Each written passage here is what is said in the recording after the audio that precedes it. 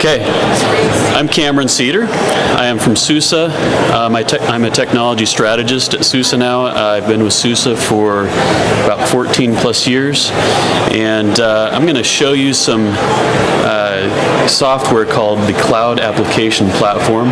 Come sit down. I'm going to show you some awesome demo stuff. Cloud Application Platform is a Cloud Foundry distribution.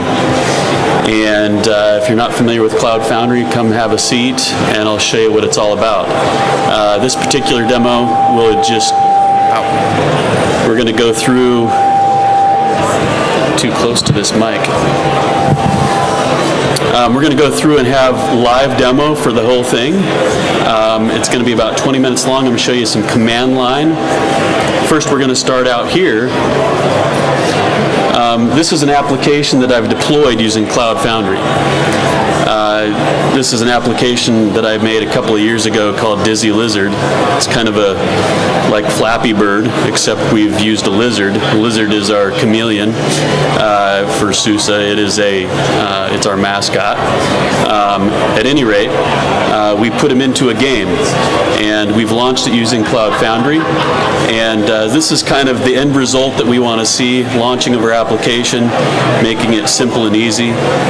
This is the Cloud Foundry Stratos web UI, and so I'm going to dig deep into some of the CLI and how we use that and how we deploy an application using that, and then I'll go back to the web UI. So before I get started with that, I'm going to destroy this particular application. So we'll go ahead and stop that. He is now offline.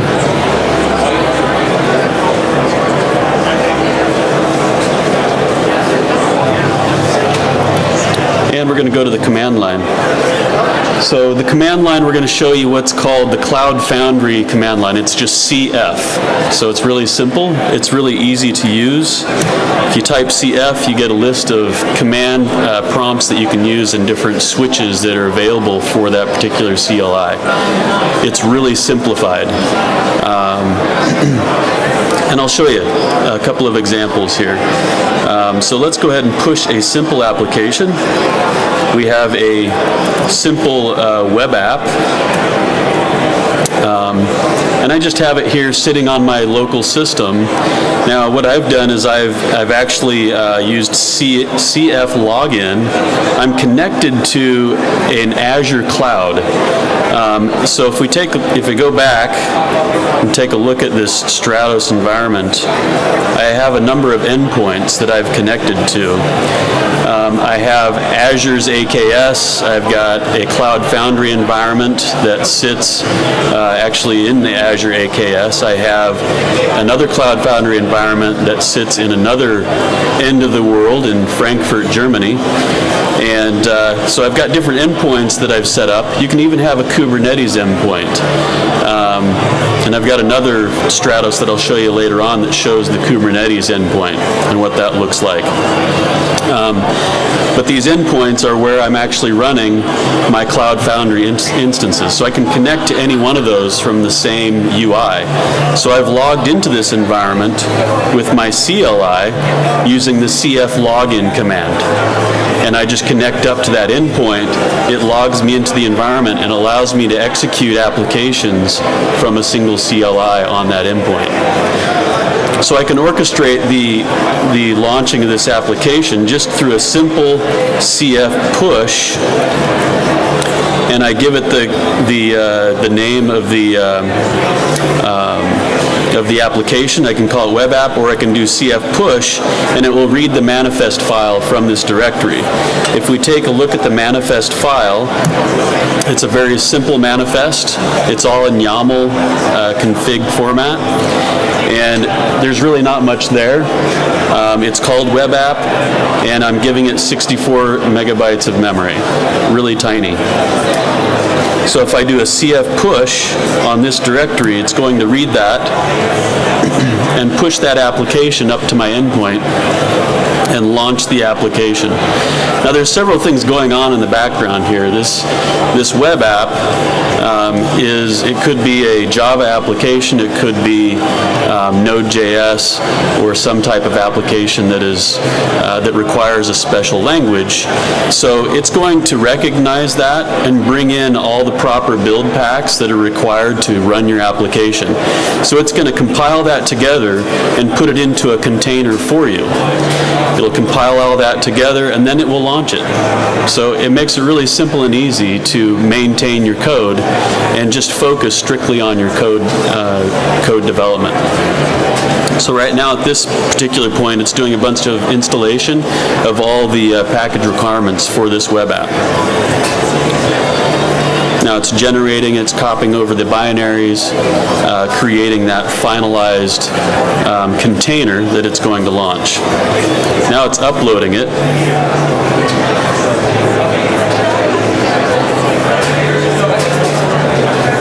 And now we've got an application that started. So we can do CF apps, and that will show our running applications. We've got Dizzy Lizard, which is a stopped application. We've got one that's already started. And we can actually go and show this in the web browser that it's actually started. There's my web app. So it's pretty simple. If we want to make a simple change to this web app, we can do that really, really easy. Again, focusing on our code, focusing on our application.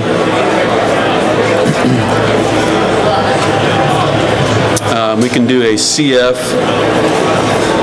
We're going to take a step backwards here. We're going to go ahead and we're going to show a launch of an instance. We're going to cause the application to crash the web app itself, and then once it's crashed, show that the environment can actually restart those instances.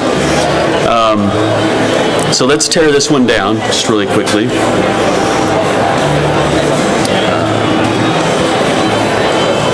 CF delete web app. Yes, we're going to delete that app.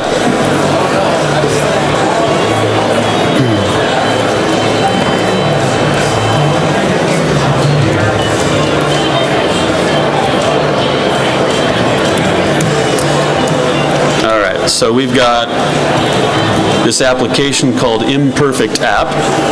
Okay. So if I take a look at the manifest file of our Imperfect app, we have a disk quota of 256 megabytes. We have a very slim memory. We've got 32 megabytes of memory, and it's going to launch 2 instances of this application to the endpoint that we've actually set up here. So if we do a CF push, it will read this manifest in. And it's going to do the same thing that the other application did. So it's building the environment for this application. So it's grabbing all those build packs, whatever's required. If it needs Java, if it needs Ruby, it's going to grab that and put it into your container. And it's going to build that for you. Right now it's doing the installation of all the required libraries to run your application. Right now it's installing Sinatra. So these are all the build requirements for your application, for this particular application.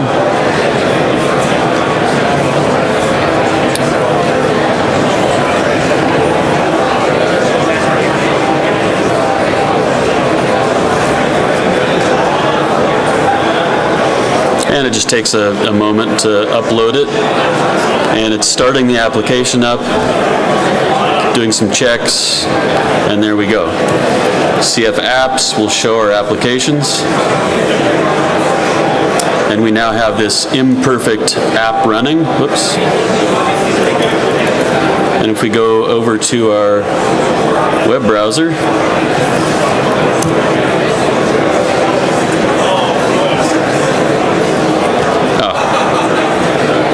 copied the wrong URL.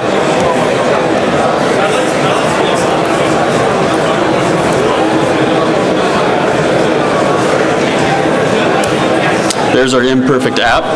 It's up and running. So this is running, he's connecting to instance number 1 of this particular app, so there's some load balancing going on in there. So on the left side, this is our Stratos web UI. This is actually going to show us, if I take a look at the applications running, let's go ahead and refresh this. There's our imperfect app, and of course Dizzy Lizard that was running there before, he's currently offline. We just started this imperfect app. We're going to drill down just a little bit on this and kind of show, let's show the log stream of what's going on here. So this is a log of the actual application running. So this is the messages that are coming from the container itself. Okay, so if I click on Crash Me, it's going to destroy, it's basically exploiting the application and causing it to run out of memory. And the application itself crashes, and the system recognizes that, and it will actually respawn new instances to continue taking on load. And so I can check to see if there's actually instances there. And you can see in the logs that it actually crashed and it started up and spawned new instances.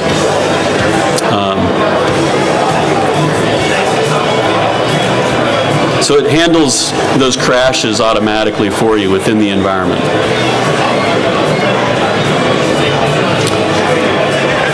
So that's so that's kind of showing you a little bit of some auto healing mechanism for the Cloud Foundry environment. Let's see. I'm going to show you some.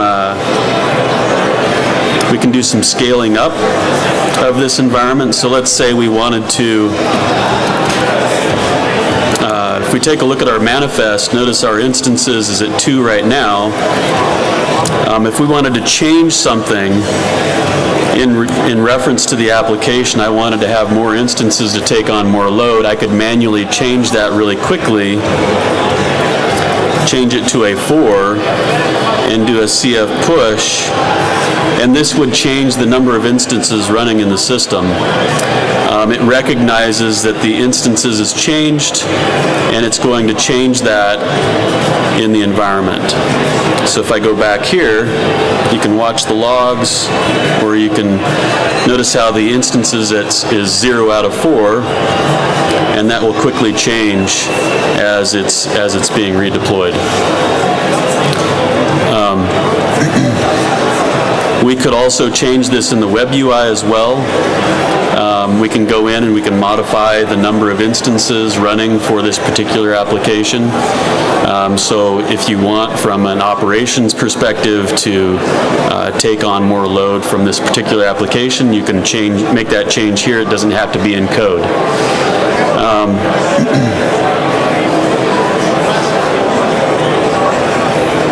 And we now have the 4 instances running there of this particular application. So let's go ahead and delete this imperfect app. Pretty simple from the command line, a CF delete or a CFD.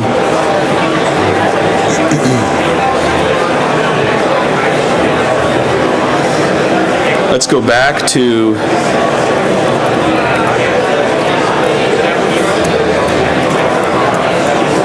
let's see.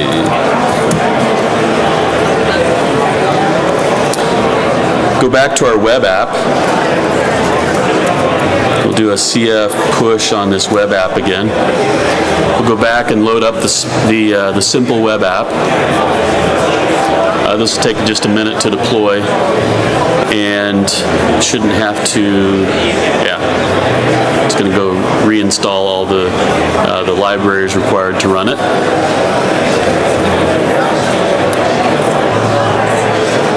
So if you're unfamiliar with this particular step, I'm going to explain this just a little bit. I'm going to jump back over to the Stratos UI, and if we take a look at the Cloud Foundry that is in the Stratos UI, we can take a look at what we call build packs.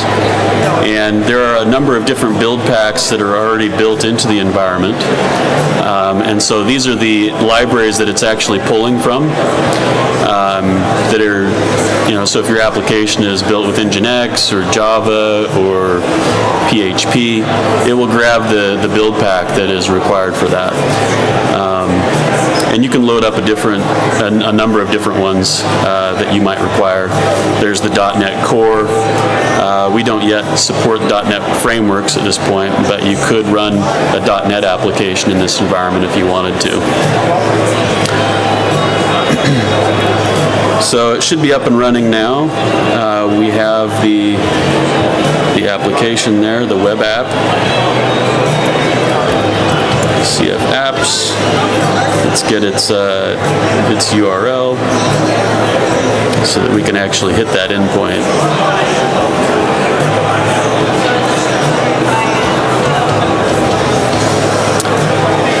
I'm your first cloud application platform web app.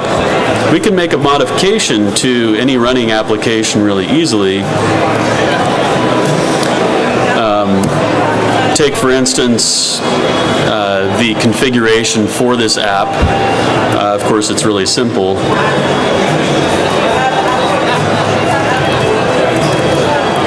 And I'm going to add with some changes. We're going to write and quit that. Now, if we wanted to push those changes up really quickly, we run a simple CF push. It's going to rebuild the application, take all the build packs, rebuild the container, and push it out to the endpoint. So if you wanted to make, some type of canary deployments and roll the upgrade into your environment, you could easily do that with a separate name. You don't have to call it web app. You could call it something else. And you could easily roll that out into your endpoint and have that be taking on load and slowly migrate over to the newest version. So this allows for seamless and easy upgrades to newer versions of your code in your environment. So you can be constantly always rolling to the latest version of your software throughout the day. And you can have many different deployments throughout the day if you'd like. So if I look at CF apps, again, there's the web app. It's, of course, on that same URL. Just have to refresh it. There's our changes now to the app. So it makes it really quick and easy to update your code. This, of course, is all injected. So let's through GitHub. So you can actually, let's focus a little bit more on this web UI and kind of the power of what you can do with it. So if I go to our applications, this one's offline.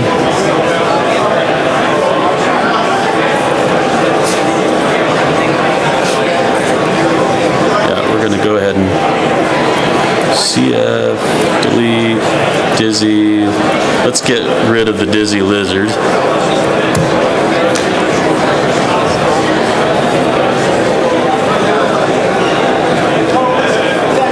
Go back to our applications. Now, if we launch an application from the web UI, it's really simple. We can pull from multiple sources, right? We can do public GitHub or GitLab or whatever it is that you like to use, or you could do a private repository as well. I'm going to pull from a public GitHub. We're going to go into the Cloud Expo space that I've created here. And the project is going to be SCF samples and Dizzy Lizard. And it automatically searches as you're typing the GitHub repository. And so it pulls that up. You can actually check out different branches if you'd like. It will recognize the branches that are available. And also the commits. So if you need to revert yours back to a different commit level, then you can choose that option here.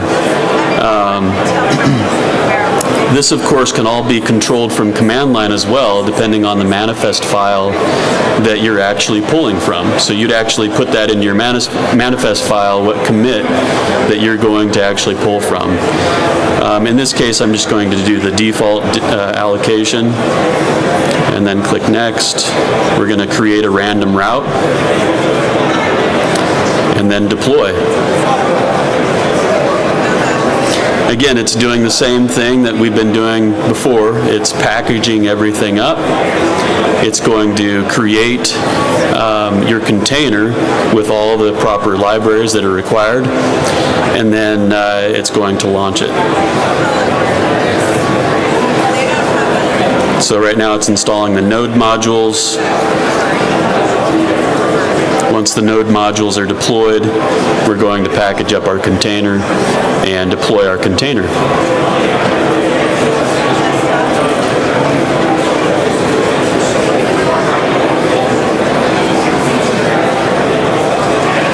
It's just about there. Now it's going through the application start, and it should be running right up to this point, and we should actually have Dizzy Lizard over here. There we go. And we can open that, and it will load up the Dizzy Lizard application in the cloud that we've just deployed. And then, of course, we can play the game.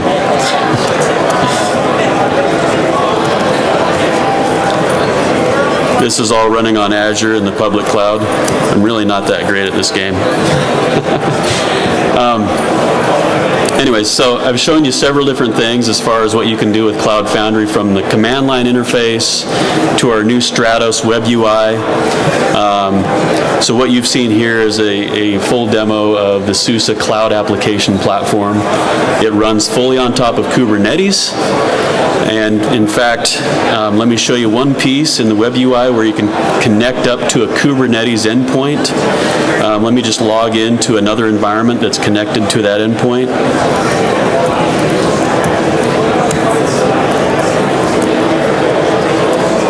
If I got the password right. Nope.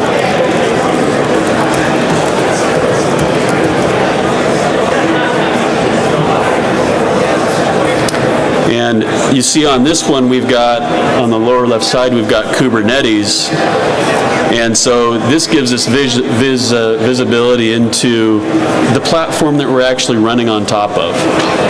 Because Cloud Foundry, the SUSE cloud application platform, runs on top of Kubernetes, we'd like to have visualization of the entire platform. And so we can actually see all the nodes that it's running on top of. We can see the namespaces it's running in from a Kubernetes perspective. We can see all the pods that are actually deployed on Kubernetes as well. So everything in relation to Cloud Foundry is all running there as pods under Cloud Foundry. So we can see that visualized here. SUSE is continually working on expanding this. So you'll see in some future releases some expansion to actually visualizing more information from Kubernetes and actually launching pods directly on Kubernetes itself. So not just with Cloud Foundry, so you can see the full breadth of just also the Cloud Foundry and Kubernetes working together. So that's all I have to show for you today, so thanks for coming.